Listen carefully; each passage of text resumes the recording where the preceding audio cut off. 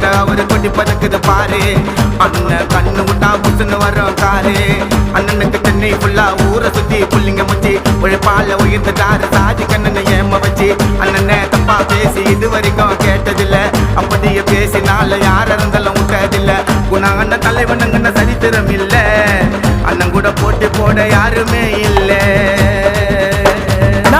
அப்புறம்னா வந்துட்டாரு டிஎம்கே உள்ள